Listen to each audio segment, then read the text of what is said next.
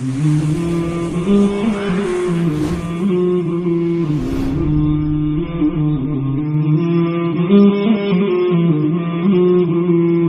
विद्रोही जी, हाँ मैं कोरोना बोल रहा हूं। अरे वही कोरोना जो विषाणु है, जहरीली कीटाणु है। मैं खुद भारत आने से कतरा रहा था, इसलिए चीन से इटली, अमेरिका, फ्रांस और ईरान जा रहा था, लेकिन मुझे भारत में लाया गया विमान से और बड़े सम्मान से। कोनिका कपूर के सहारे कई शहर घुमाया गया, नचाया गया, राष्ट्रपति और सांसद से भी मिलाया गया। मेरे पांव नहीं, मैं मानव के सहारे मंदिर, गिरजा, गुरुद्वारे गया।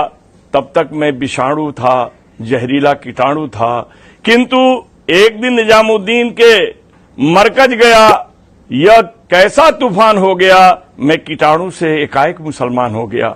मैं तब से परेशान हो गया।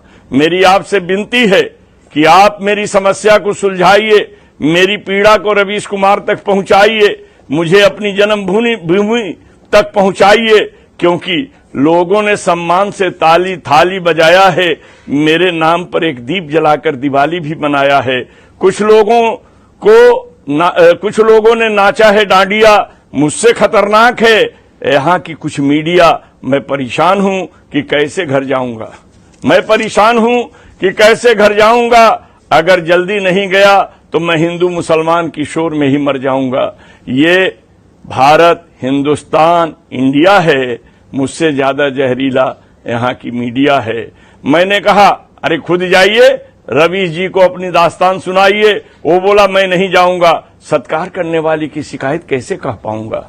मैं नहीं जाऊंगा, सत्कार करने वाले की शिकायत कैसे कह पाऊंगा? ये सरकार का एक प्लान है। हर समस्या का हल मुसलमान है, हर समस्या का हल मुसलमान है, और बड़ी समस्या हो तो उसका हल पाकिस्तान है। इसलिए मुझे मेरे जन्मभूमि जाने का मार्ग बनवाइए, मुझे आने वाली आफत से बचाइए। मैं जान गया ये भारत, हिंदुस्तान, इंडिया है।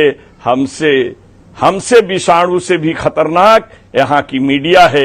विद्रोही, इस मीडिया को सलाम कीजिए। जितना कह रहा हूं उतना काम कीजिए, जितना कह रहा हूं उतना काम कीजिए।